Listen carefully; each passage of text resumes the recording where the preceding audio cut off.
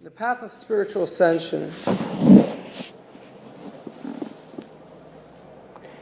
is a path of reconnecting the circuitry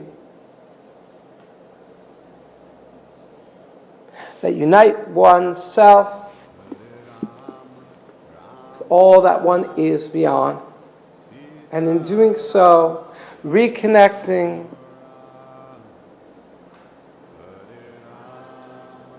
greater intimacy with the light of eternity as an extension of the Creator.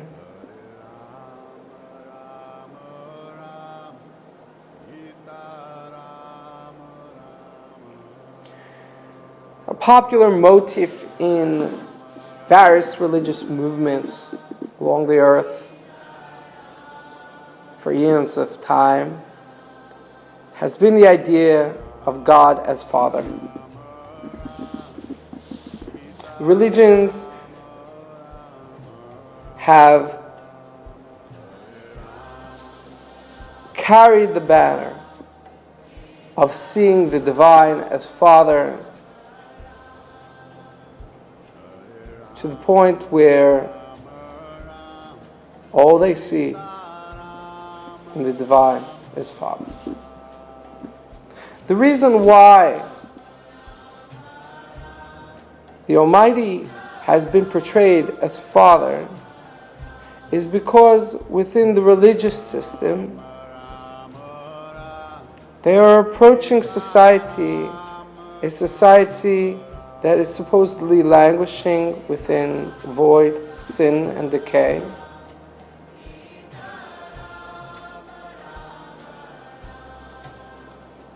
And that society is very far from reclaiming their innate worthiness and divinity.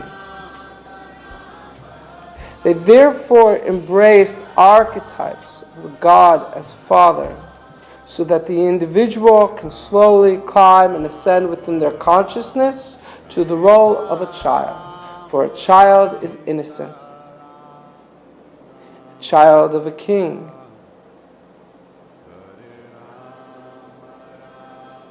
Is forgiven.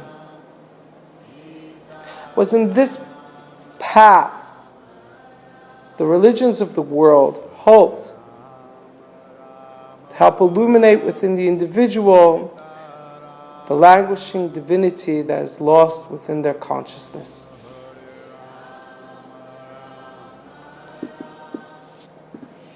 If you think about it for a moment, let's take the biblical archetype of a nation of slaves. The archetype in the Bible is one of Israel working tirelessly in a culture that is not their own and is languishing.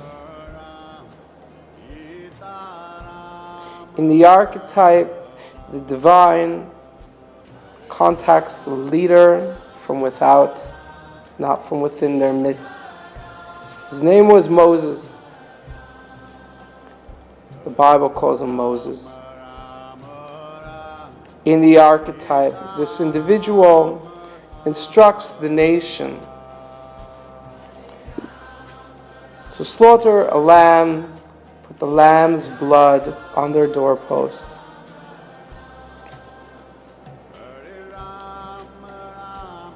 Within the archetype, there will be an angel of death that will visit upon the reign of an egotistical culture and will bring death to the firstborn.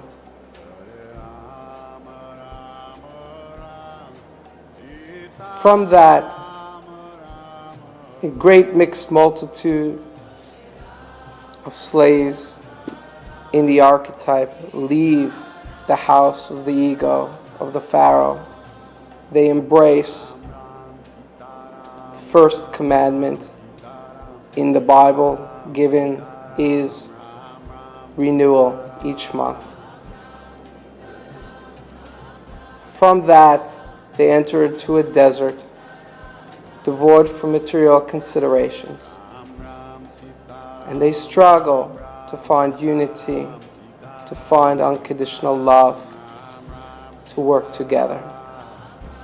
They work and work and work at fighting their inner demons and prejudices in order to receive revelation. These are all archetypes. The archetypes being imparted are one, that when an individual is enslaved to the survivalist ego of the culture, the individual must first reclaim innocence. The innocence is symbolized by the lamb. The lamb's blood is put on the doorpost to signify that one must enter the doorway through innocence. When they reclaim their innocence, then the individual must reclaim renewal. For there is no renewal without the innocence of the child. Once the individual has reclaimed innocence and renewal, then the individual is free to rid themselves of their bias and hatred and grow in the vibrancy of their love, to be able to slowly witness the light of the Creator within all of creation, and in that way be prepared as a proper conduit to receive revelation from the rest of themselves beyond the veil. Such is the archetype in the Judeo-Christian tradition. There are similar archetypes within all religious movements. And that's why they cleave to the Almighty. Religion is not a substitute for spiritual growth, but religion was intended as a crutch within a primitive world to help individuals interweave spiritual concepts in a practical framework and slowly graduate beyond the regressive patterns of a primitive world.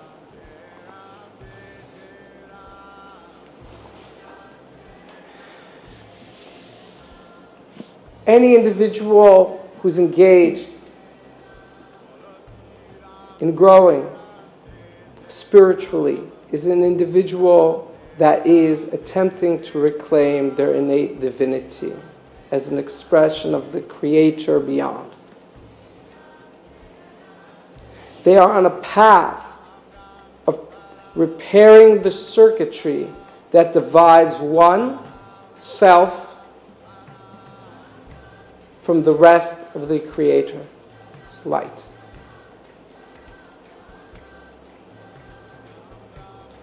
Spirituality is a process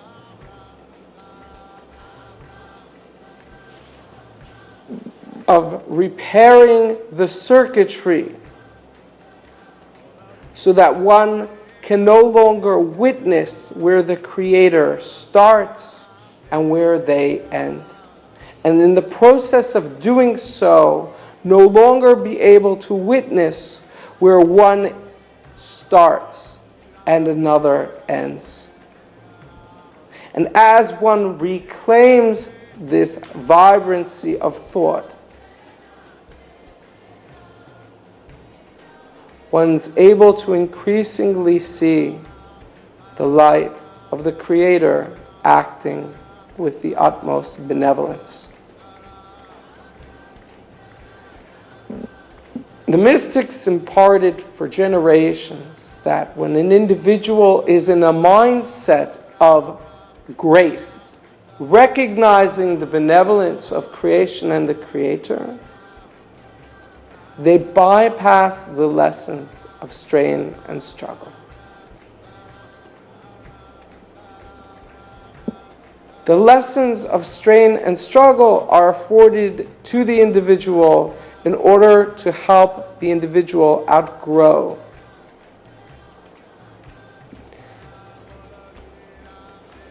To outgrow the systems of thought that are obsolete.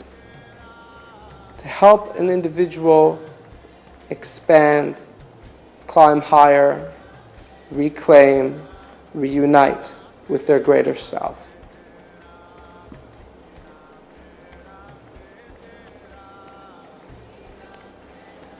At all times, within all spiritual disciplines, spirituality is a method of reclaiming one's innate worthiness. We talk of unconditional love because unconditional love is the formula by which all of creation exists without hierarchy, and all are worthy of the light of creation. It is through the concept of unconditional love that we can conceive of all of creation and all their various streams and resonances as being extensions of the Creator's love. Still, all spiritual growth is essentially the repairing within one's heart, in the very core of one's spirit, the breach that was formed when one entered the material form. As when one entered the form of materiality, one became connected to what is finite, what is in a persistent state of death and decay and struggle and strife.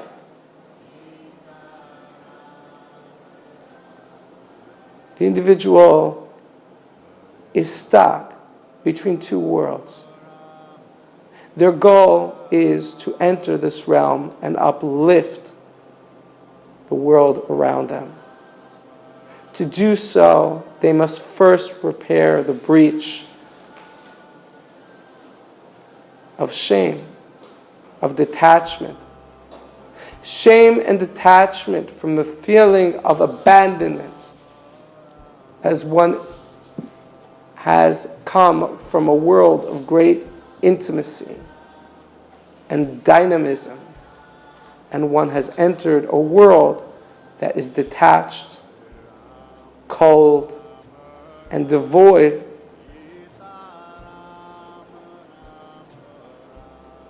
of collective consideration.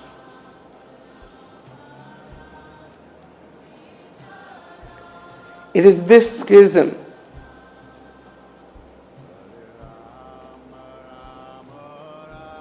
that defines an individual's path into learning from lessons of difficulty and struggle. And it is this schism that should be the fulcrum of one's attention, the focus of what they wish to resurrect and attain. The individual, regardless of the age, must get to a space of where they feel they are innately worthy of all that life has to offer. They are innately worthy of the greatest benevolence. They are innately worthy of the greatest intimacy. And they are innately worthy of the greatest love.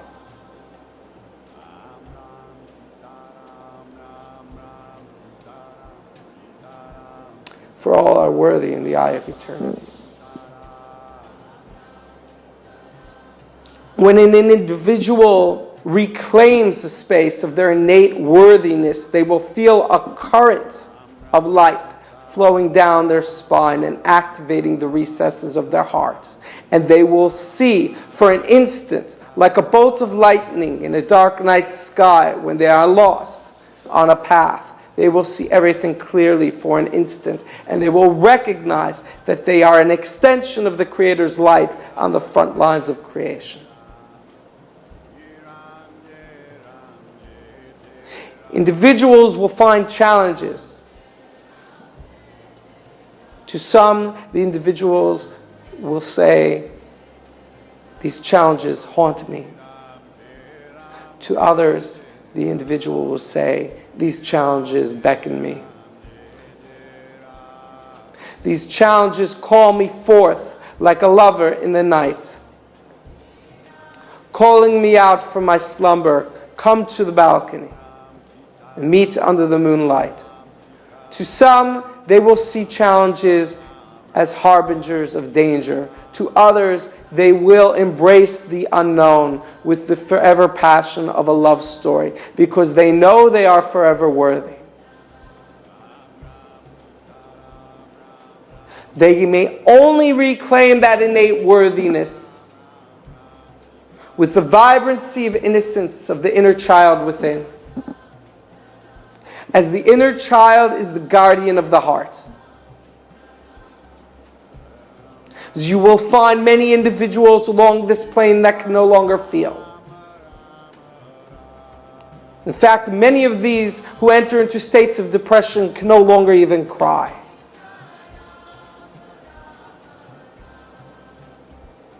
They cannot even cry tears of sorrow. They certainly cannot cry tears of ecstasy. And it is because they ripped the cord of their inner child away from their midst. And it is for this reason they are castigated daily in their minds, and they feel that they are within the longest day, the day that never ends. And when they are in a room, they cannot be alone with their own thoughts. And there is a television in the background or a radio. Even when they go to the washroom, there's a newspaper or a book. For they cannot stand the music of their own heart, the echo, the wailing of the lost child within that they wish to suppress. And many will say they were injured, and they were injured and mistreated at a young age. And it is true they had challenges, and the challenges beckoned them closer to intimacy. But it was them that chose to cut the cords that bind the inner child to oneself and banish it, saying, you are not worthy, you are not welcome here, you are weak, and you feel too much. You are not useful for my linear path. They do not recognize that in banishing the inner child within, they have cut off the very current of their hearts, and they are rendered quite mortal. That they are detached from the world of wonder, and they are detached from the world of renewal. And they are detached from activating the hearts in earnest and meaningful way in order to be proactive in this world. For the child is the guardian of the hearts. And if the child is banished within, the child's tears go into the pools of the river within. And they render the water bitter. The sweet waters are rendered bitter.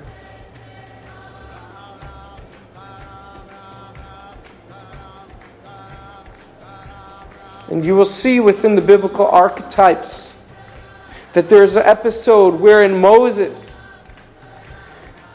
is taking the Israelites through the desert. And the people cry that they want water. And they go to a city called Marah. And the river's waters were bitter.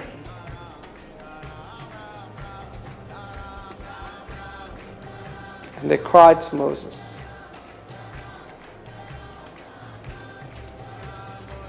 We are on this journey. We've been here a long time, and the waters are bitter. You haven't provided to us. Moses goes about converting the waters into sweet waters.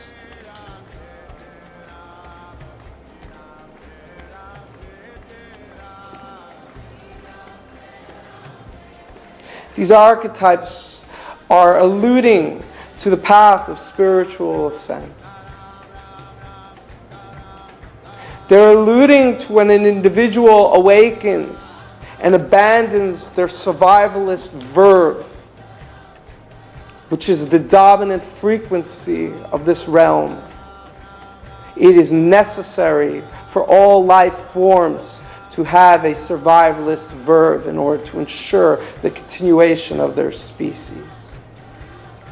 And the human being is a paradox. It's an organism looking to survive, but it's an organism that can only thrive on eternal machinations. For he comes forth from eternity. And individuals run around this world trying to feed an eternal appetite with finite machinations. And increasingly the days get longer and the days get harder. And they say there is no water, for all the water is bitter.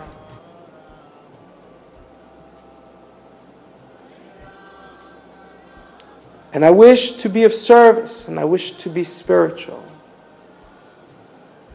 But they have banished the child within, and the child cries tears into the river of the heart.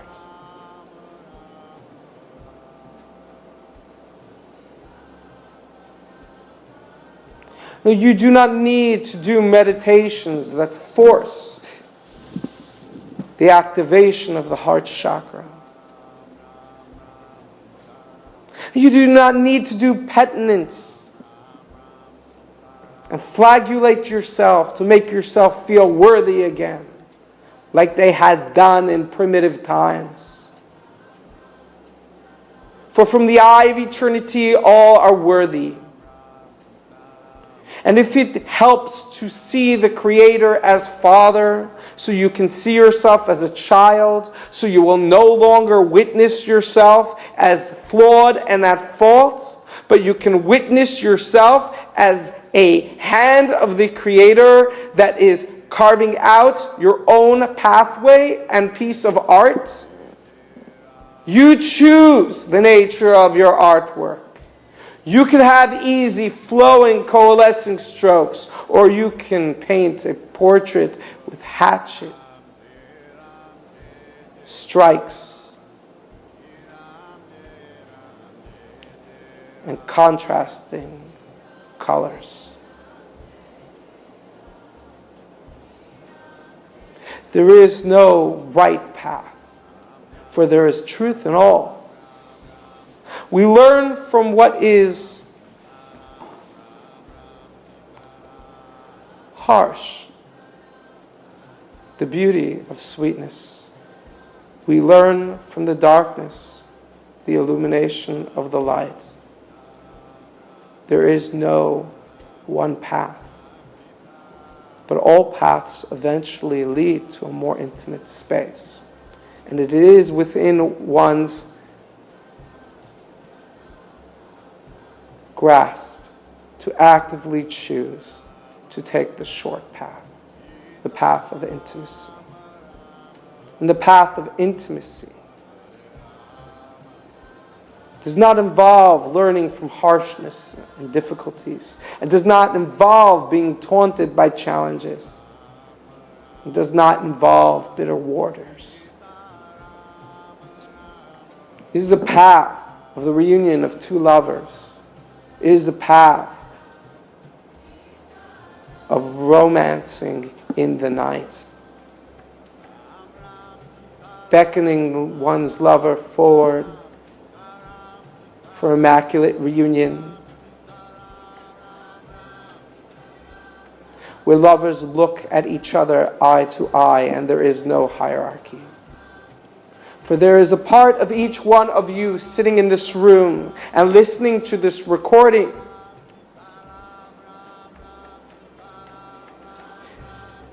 that beckons you forward from beyond with arms outstretched. It doesn't have a bitter word to express. He's not there to tell you what you've done wrong, but He's only there to purge your negative thoughts and draw you closer, to nurture you, to hire you. For it is all you that's calling you forward. There's a you that will be actualized in the future. And in eternity's eye, that you is a part of the Creator in its highest form. And it calls to you. The individual that has no inner child and is detached from innocence, that individual hears the words, love, where are you? But does not know their meaning.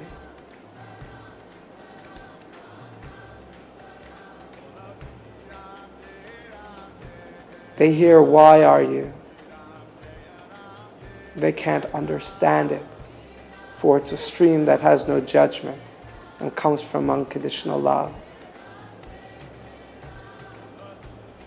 The path requires a reunification with the inner child within.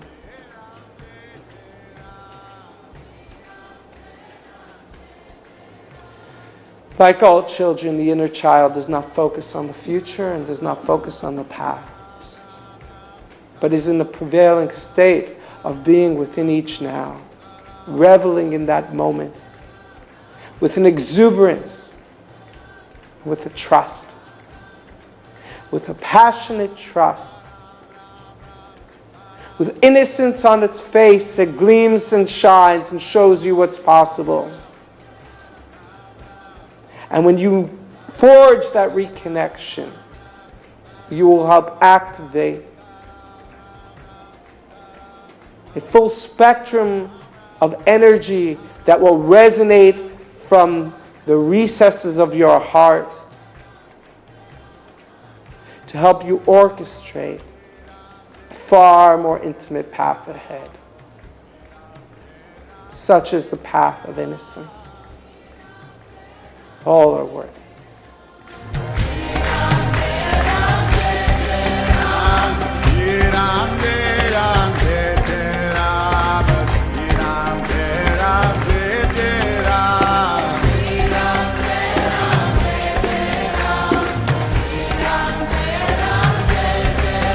Ram Ram